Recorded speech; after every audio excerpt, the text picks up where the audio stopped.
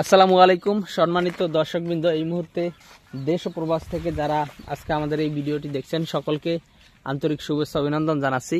দর্শক, যেই ঘাসটি আপনাদেরকে দেখানো হচ্ছে এই ঘাসটি মূলত আমেরিকান 5G অর্থাৎ গুয়াতিমালা ঘাস।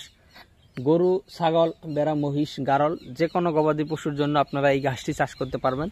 এটি যেমন আপনার অনেক বেশি লম্বা হয়ে গিয়েছে। দর্শক, এখানে আমরা যেহেতু কিছুদিন আগে পানি দিয়েছিলাম, পানি দেওয়ার পর আমরা কিছু ইউরিয়া সার আমরা দিয়ে দিয়েছিলাম, মূলত সে কারণে অনেক বেশি লম্বা হয়ে গিয়েছে। দর্শক, এখানে যেই উচ্চতাটা রয়েছে এই ঘাসে, এখানে আপনার 15 ফিটেরও বেশি লম্বা হয়ে যাবে, কোনো কোনো জায়গায় 18 ফিটও লম্বা হবে। এই ঘাসটি যেহেতু আপনার পাতা বেশি, ডাটা যেহেতু কম, এই পাতা বেশিটা হওয়ার কারণে পাতাটা দেখেন এই যে এই সোজা কিন্তু দাঁড়ায় থাকে না, পাতাটা কিন্তু এই যে এরকম বাঁকা হয়ে যায়, সে কারণে অনেক লম্বা হয়েও নিচের দিকে পাতাটা পড়ে যায়।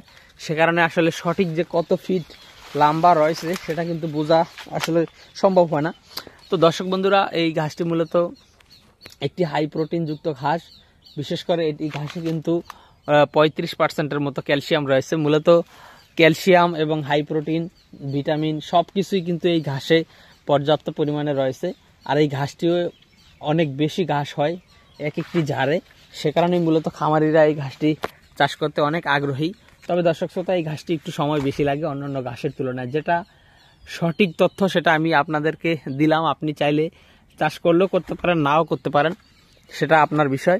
তবে আমি আপনাদেরকে বলবো, আমাদের কাছে সব ধরনের ঘাসের কাটিং রয়েছে। আপনি গুয়াতিমালা চাইলেও চাষ করতে পারেন, বা যারা আছে স্মার্ট নেপিয়ার আছে, তারপর আপনার জাঞ্জিবার আছে, তাইওয়ান আছে, এলিফ্যান্ট হাইব্রিড আছে, সবুজ পাকচন, লাল পাকচন আছে, জার্মান হোয়াইট আছে, অজানা আছে। দর্শক, এ টু জেড প্রায় 8 থেকে 10 জাতের ঘাসের কাটিং আমাদের কাছে রয়েছে।